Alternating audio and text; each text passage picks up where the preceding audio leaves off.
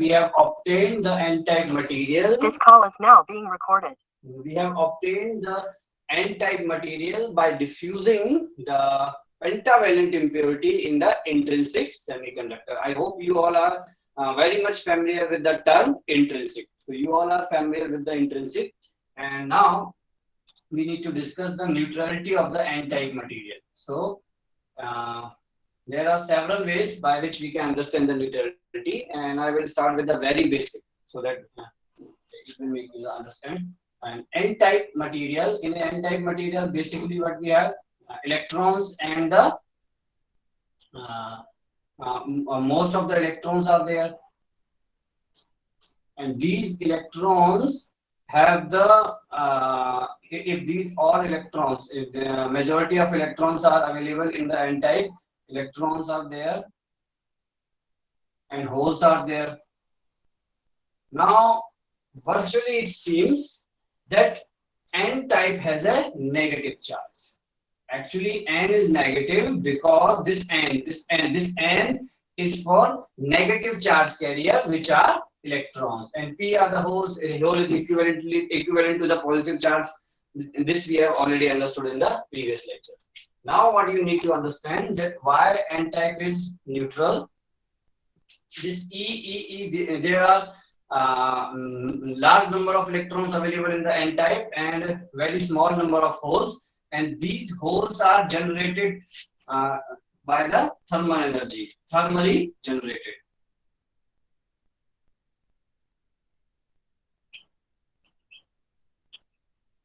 These holes are thermally generated, and electrons are, some of the electrons, very few electrons are thermally generated, and most of the electrons are from the impurity level.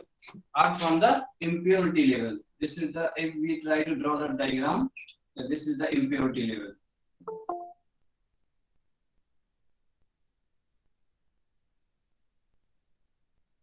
Now अब मुझे एक चीज बताइए, ठीक है, अभी यहाँ तक तो हमने डिस्कस कर लिया कि this is the N type material, and I am saying this thing that this N type material is neutral, electrically neutral. So what do we mean by electrically neutral material? Electrically बताइए, जिनका सवाल है वो ये बताइए, what do we mean by electrically neutral material? इसका मतलब क्या होता है? Just tell me.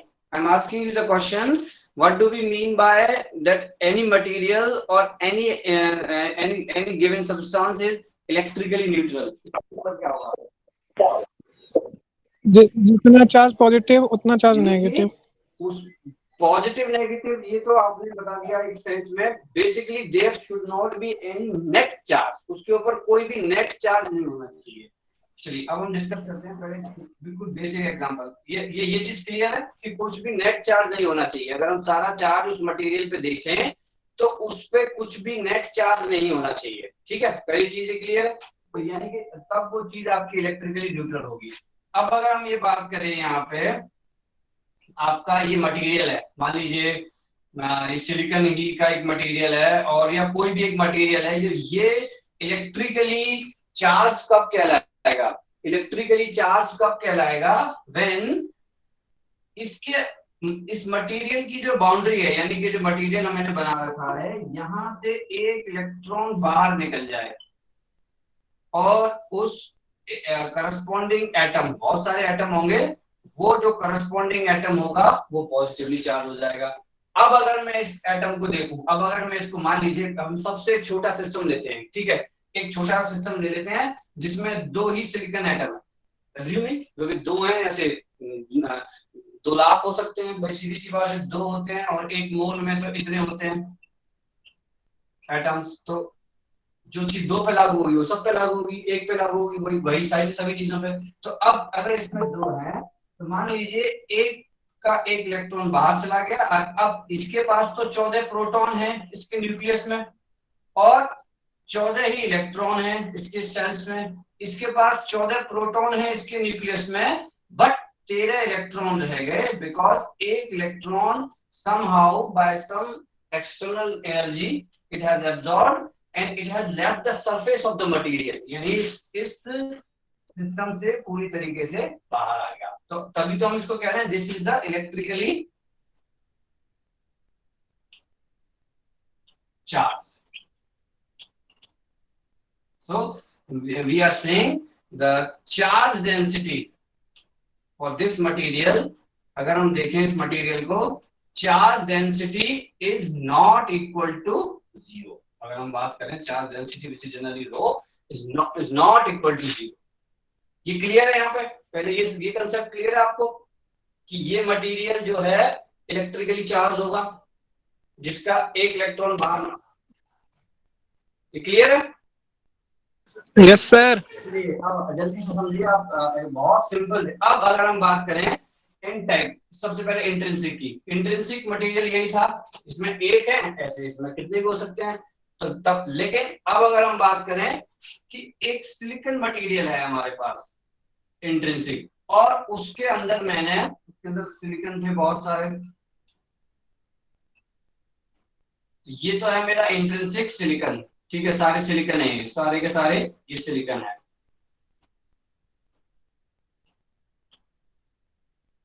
अब इंट्रिंसिक सिलिकॉन मटेरियल है, अब इसके अंदर इलेक्ट्रॉन्स और होल्स जनरेट होंगे.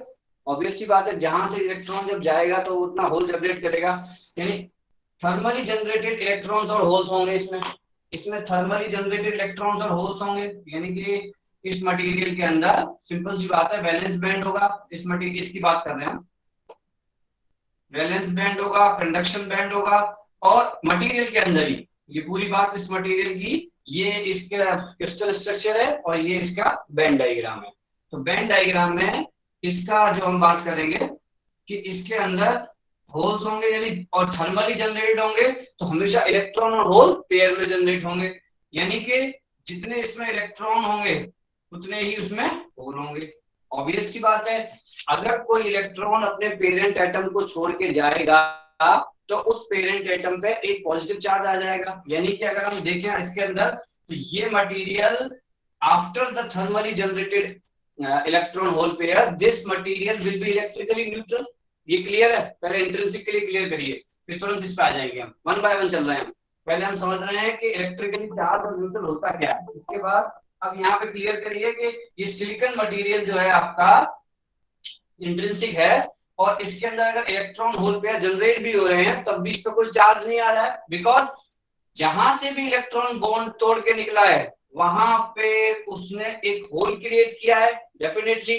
और होल तो क्रिएट करेगा ही करेगा जिस भी एटम से वो निकला होगा, होल तो इसने क्रिएट कर दिया, यहाँ पे उस एटम पे एक पॉजिटिव चार्ज आ जाएगा, क्योंकि उसकी आखिरी ऑर्बिट में चार थे, चार में से एक चला गया ऊपर, संभव उसने एनर्जी अब्सॉर्ब करके. ये इंट्रिंसिक के केस में बात कर रहे हैं. ये क्लियर है आपको? इंट्रिंसिक जो मटेरियल होगा वो भी इलेक्ट्रिकली न्यूट्रल होगा. पहले ये क्लियर करिए.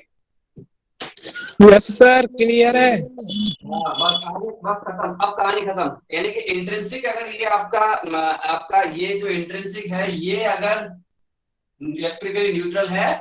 अब अगर हम बात करें फास्फोरस की, फास्फोरस जो कि हम इसमें डिफ्यूज कर रहे हैं, वो फास्फोरस जब मैं इसमें डिफ्यूज कर रहा हूं उसके पास 15 प्रोटॉन है, 15 इलेक्ट्रॉन है, यानी कि जो हम डिफ्यूजिंग कर रहे हैं इसकी, तो ये जो मटेरियल है ये भी इलेक्ट्रिकली न्यूट्रल है.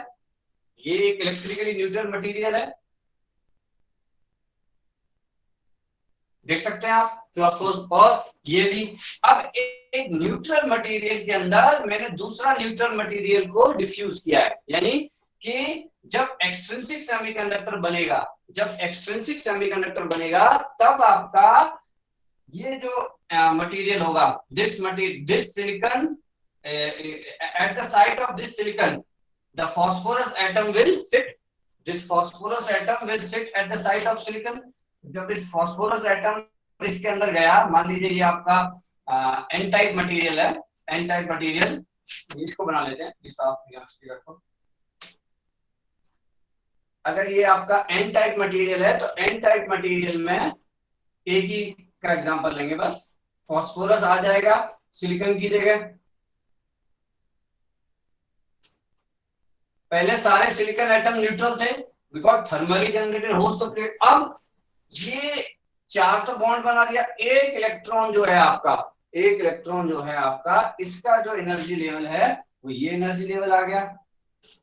लेकिन अब ये जो इलेक्ट्रॉन है इसका जो एनर्जी लेवल हमने कैलकुलेट किया with some electrostatics calculation, hydrogen atom की तरह हम इसका मैंने आपको बताया कि हम we are not dealing with the equations here because we can calculate this thing. जो हमने बोला है 50 मिली इलेक्ट्रॉन वोल्ट निकल के आता है, that can be calculated very easily, but this is not in our syllabus.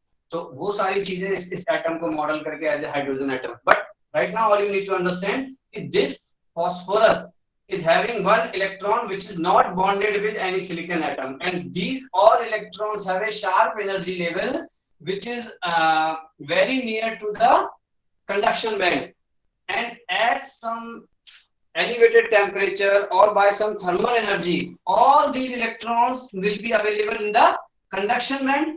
But ये electron जब यहां से जाएंगे तो एक फास्फोरस को पॉजिटिव करके जाएंगे ना, ऑब्वियस सी बात है।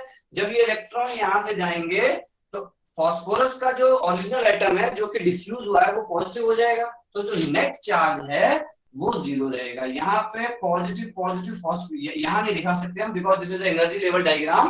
Here you can see whenever this electron will leave it's parent atom, इसकी इस पेरेंट एटम के साथ कुछ बॉन्डिंग होगी, उसको जब ब्रेक करेगा by getting that ionization energy from the outside, it will go into the conduction band and it is now free to move inside the crystal of the n-type material, and it will respond to any electric field. It will respond to any electric field. So this is how we can say that this material is electrically neutral. Why? For every electron which is inside the conduction band, there is a counter positive charge on the nucleus of its parent atom. हर एक electron जो कि conduction band में बैठा हुआ है, conduction band में गया है अपने पेरेंट एटम को छोड़ के, फिर चाहे वो यहां से गया हो और फिर चाहे वो यहां से गया हो, उसने अपने पेरेंट एटम को पॉजिटिवली चार्ज कर दिया है। और अगर हम सिस्टम को देखें, इस पूरे सिस्टम को, तो नेट चार्ज इसमें से कहीं बाहर नहीं गया, कोई इलेक्ट्रॉन इसके अंदर से बाहर नहीं गया। ये इलेक्ट्रॉन भी इसके कंडक्शन बैंड में अवेलेबल है और वो मूव करेगा whenever we will apply the electric field। ठीक है, so this is how we can understand the neutrality of the n-type or p-type। Similarly we can deal with the p-type। Similar explanation could be given for the p-type material। Okay, so I hope this is clear now। अब ये clear है आप लोगों को?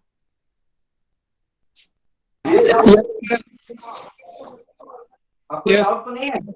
चलिए अब हम move करते हैं आगे। तो एक चीज जो आपको समझनी है कि n-type material में, right now let me write one important statement which we will use।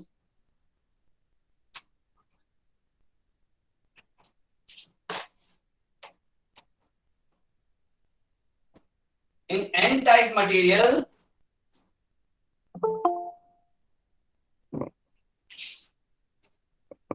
अभी लोग आ गए हैं।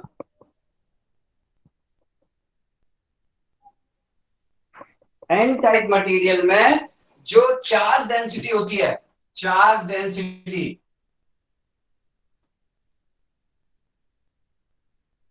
That is equal to 0, but charge carrier density is not equal to 0 because charge carrier तो उसमें अवेलेबल है ना इलेक्ट्रॉन, इलेक्ट्रॉन से ज्यादा क्या है, होल। तो वो ये दो चीज आप अगर समझ सकते हैं बहुत आसानी से, तो आपको कभी कोई charge carrier density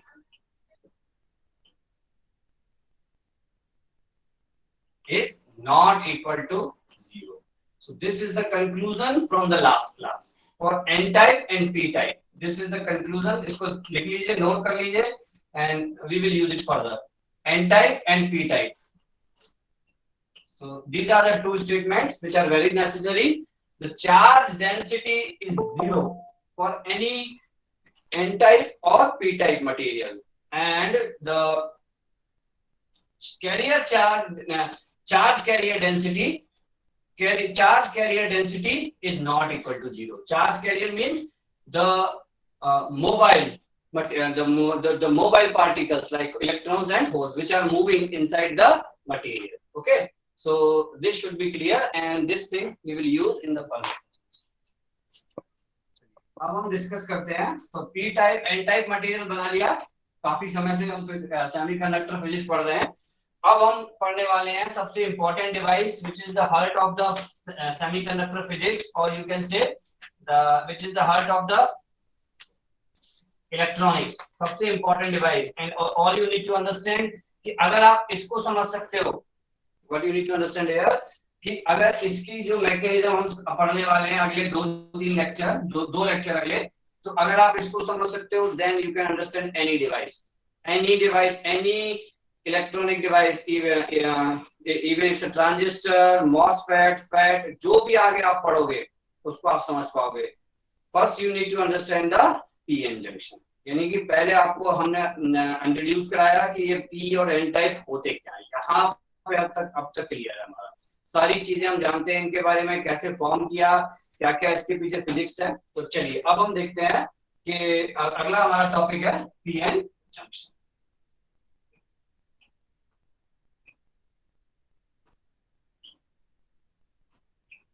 So if we metallurgically diffuse the p-type and n-type on a single silicon wafer, then we can form the p-n junction.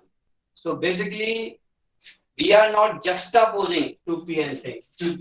ऐसा नहीं है कि we are just, ये generally आपने देखा होगा, so it's not like that we are taking some p material and n material here, okay, and just juxtaposing them. No, it's not like that. We are metallurgically diffusing, and after that metallurgical diffusion process, we are forming the p-n junction. So let us try to understand that metallurgical process very briefly. Okay.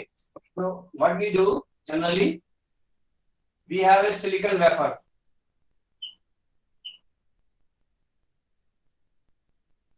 Generally, we have a silicon wafer. And first ये मान लीजिए यहाँ पर intrinsic silicon है, तो intrinsic silicon पे सबसे पहले हम क्या करते हैं,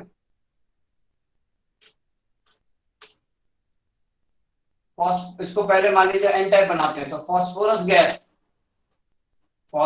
गैस को इस पे इंट्रोड्यूस कराते हैं। तो ऑब्वियस सी बात है, जो फास्फोरस की मटेरियल है, इस सिलिकॉन, ये जो आपका इनिशियली आपने सिलिकॉन लिया है, ये जो इंट्रिंसिक सिलिकॉन है इसमें डिफ्यूज हो जाएगा। और एंड आफ्टर दैट ये, अब जब फास्फोरस क्या है, पेंटावेलेंट, तो पेंटावेलेंट इंप्योरिटी को जब हम डिफ्यूज करेंगे, फास्फोरस गैस को इस पर डिफ्यूज करेंगे, तब आपका क्या मटेरियल बन जाएगा, मटेरियल बन जाएगा आपका, कौन सा बन जाएगा material, semiconductor. This will become the N type semiconductor. N type बन गया। अब ये मटेरियल पूरा एन टाइप बन गया, ये पूरा मटेरियल एन टाइप बन गया। नाउ इसमें कुछ और भी प्रोसेस होते हैं, बेसिकली हम इसमें ऑक्सीजन से इसको रिएक्शन कराते हैं। तो ये क्या बन जाता है, ये यहाँ पे सिलिकॉन है, तो ये सिलिका बन जाता है यहाँ पे ऑक्सीजन से, जो कि एक इंसुलेटर होता है। Then again with the help of some etching agent like chlorine etc we use, and then we diffuse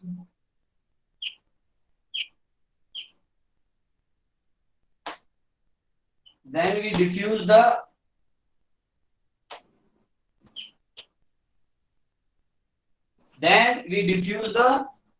boron gas. ये जब ये यहाँ पे, ये तो एन टाइप है, नीचे इस सरफेस को हमने सिलिका में चेंज कर लिया, सिलिका बन गया। अब इसके ये और इचिंग एजेंट से इसको क्लीन कर दिया हमने। इसके बाद फिर हम क्या करते हैं, इसमें बोरॉन गैस को डिफ्यूज करते हैं, boron.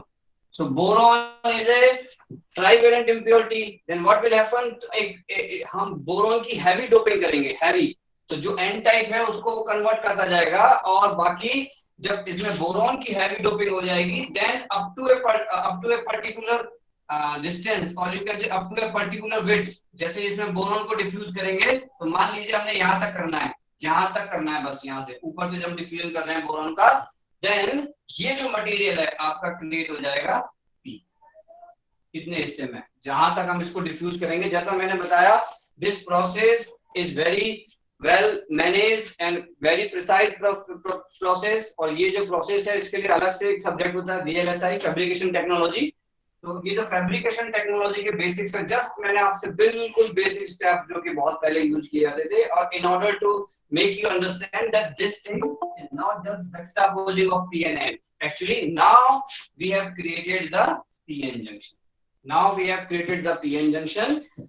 After diffusing the first we have diffused phosphorus, then some silica in order to make this insulator. Then we use some etching agent. Then we diffuse the boron gas up to a certain level, and here at this level, so this is our PN junction. तो ये आप जो देखते हो, this is the cross section of this thing actually, and then we can connect this thing. हमें यहाँ पर contacts को use कर सकते हैं. Here we can provide some contacts by some gold contacts or some copper contacts. तो यहाँ पे contacts provide किया, ठीक है. तो this is about the formation of PN junction. तो ये इस तरीके से हम PN जंक्शन को फॉर्म करते हैं.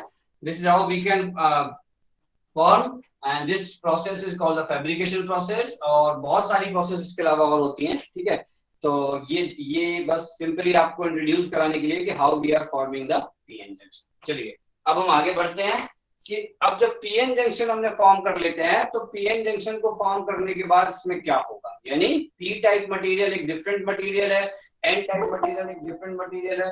तो हम पहले जनरली बस हम पीएन जंक्शन को फॉर्म करने के बाद जो भी ये सब्सिक्वेंट फिनोमेना होगी उसको समझने की कोशिश करेंगे. और बहुत ध्यान से समझिएगा, ये बहुत इंपॉर्टेंट कंसेप्ट है और इसका यूज होगा आगे सभी जगह पर.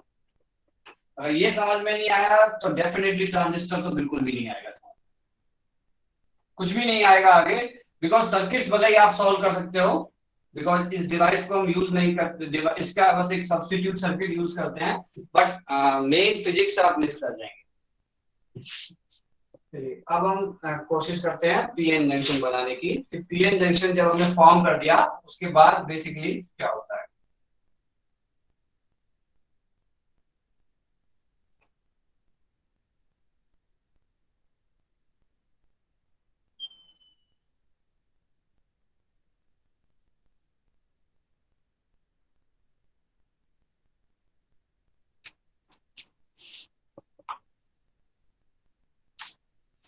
Basically what you need to understand कि ये पी टाइप मटेरियल है, ये एन टाइप मटेरियल है, and we have formed the PN junction by suitable metallurgical process. Okay,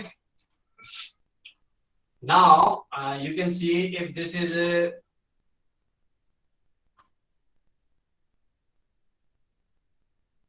p type material, तो यहाँ बहुत सारे होल होंगे.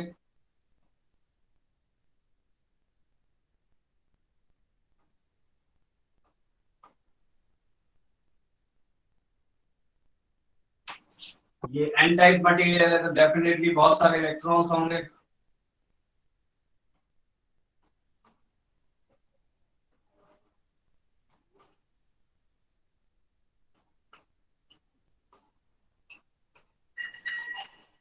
And definitely at the p side there will be some thermally generated electrons, जो कि intrinsic electron होंगे, thermally generated.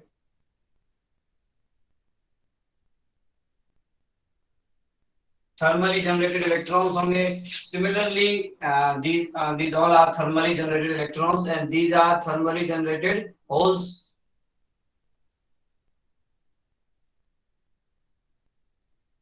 And minority carrier, majority carrier, these all things we know. Okay, now this is the initial situation of a PN junction. For a PN junction, this is the basic situation and the initial situation. And now you can see there is this situation is a highly unstable, or you can say this situation here we have concentration gradient. Now we have made this as a single material P and N type. We have diffused and we have created a contact between P and N type. Now you can see this is a highly unstable situation. Why? Here you can see a lot number of electrons, holes are available here, and a lot number of electrons are available here. Huge number of electrons are available at the right side, and at the left side of this junction, a huge number of holes are available. So you need to understand there is a high concentration gradient. If you can see here, then